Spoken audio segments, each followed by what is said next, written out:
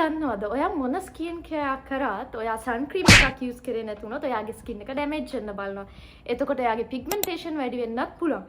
ඒක හින්දා තමයි අද මම ඔයාලත් එක්ක ෂෙයා කරන්නේ මම යූස් කරන මේ 3 sun creams මම වැඩිපුර recommend කරන්නේ මොකක්ද කියලා ඔයාලා මේ වීඩියෝ එකෙන් දැනගන්න පුළුවන්. අමතක කරන්න එපා like කරන්න subscribe කරන්න and follow for more. ඉස්සෙල්ලා මම කතා කරන්න යන්නේ මේ මගේ favorite sun cream එක තමයි Honel එකේ sun cream එක. මේක 50 plus. සාමාන්‍යයෙන් අපි 50 plus එකක් තමයි අපි ලංකාවේ වෙදේකට අපි use කරනවා. එතකොට මම මේකට ඇයි කැමති? මේකේ හේතුව තමයි මේක light weight එකක් වගේ. ඔයගලන්ට makeup ගන්න කලින් මම මේක තමයි use කරන්නේ. එතකොට මේක හරිම light. අනික මේක දාලා තිබ්බනම් for all skin type. අනික මේක ගොඩක්ම හොඳ dry skin because it hydrating එකක්.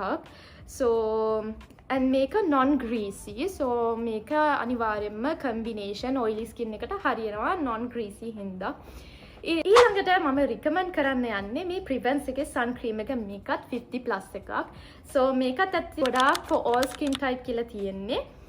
So මේක ඇත්තටම මේකේ තියෙනවා ultra light කියන එක. So ultra light එක කියන්නේ ඔයාගේ ගොඩාක් oily skin එකක් නම් ඔයාලට මේක ගන්නත් පුළුවන්. ඊළඟට මම purchase කරලා තියෙනවා මේ Dr. Rachel එකේ sun cream එක. මේක 75 එක. ඒ හේතුව තමයි මම මේ sun cream එක ගත්තේ especially beach වලට යනකොට use කරන්න. So මේක ඇත්තටම කියනවා නම් ඒකේ texture එකත් පොඩ්ඩක් thickness එක තියෙනවා. මේකේ හැබැයි white cast එකක් පොඩ්ඩක් තියෙනවා. white cast එකක් ඔයගලන්ට පේනවා ඇති. පොඩි white cast එකක් තියෙනවා.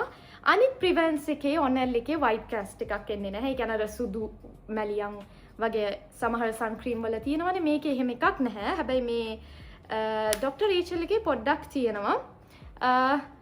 හැබැයි ඒක හොඳට blend කරගන්න ඕනේ. ඒත් පොඩි ඔයාලට පේනවද දන්නේ පොඩි light white cast එකක් එනවා.